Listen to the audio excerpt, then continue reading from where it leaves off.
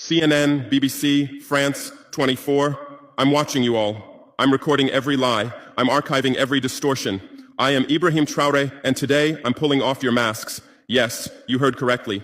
I, whom you call a young military junta leader, whom you brand as a dangerous radical, whom you serve up as an anti-Western dictator, am now telling you the truth. And this time you cannot turn off your microphones. This time you cannot turn away your cameras. This time your editors cannot cut this speech, because the world you monopolize no longer exists. Because millions will hear these words now, without passing through your filters, without being subjected to your distortions, without being muddied by your lies.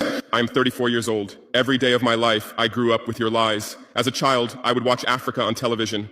Always the same images, children with flies, dry lands, weapons, death. This is Africa, they told us. This is what Africa is. And we believed it. We were ashamed of ourselves. We were ashamed of our own lands, of our own people. But then I grew up. I read, I researched, I questioned, and I understood that the Africa you showed us wasn't real. The story you told us was a lie. The fate you imposed on us was a script you had written. For years, how have you portrayed Africa? How have you shown it? How have you sold it to your viewers? As if we were creatures who had no share of humanity. As if we were savages left outside of civilization. As if we were wretches waiting for you to save us. Every day, every hour, every minute, the same story plays on your screens. Hunger, war, disease, corruption, terror, chaos.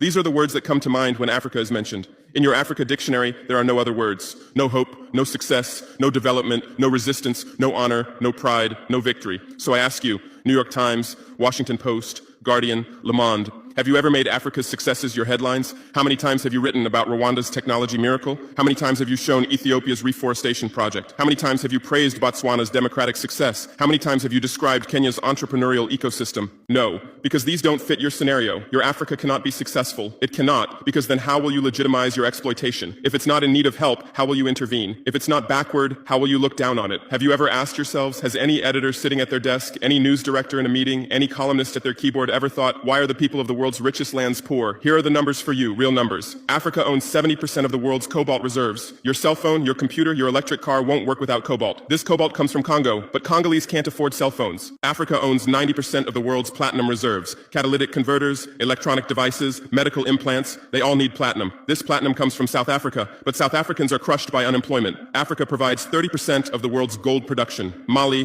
Burkina Faso, Ghana, Tanzania. Gold flows like rivers from our lands. But our people swim in poverty. Africa supplies 65% of the world's diamond production. Botswana, Angola, Congo, Sierra Leone, billions of dollars worth of diamonds are extracted, but our miners live on $1 a day. Africa owns 35% of the world's uranium reserves. Niger, Namibia, South Africa. Nuclear plants run on our uranium. Paris lights burn with our uranium, but our villages have no electricity. And you still ask, why is Africa poor? No, the right question is, how was Africa kept poor while being so rich?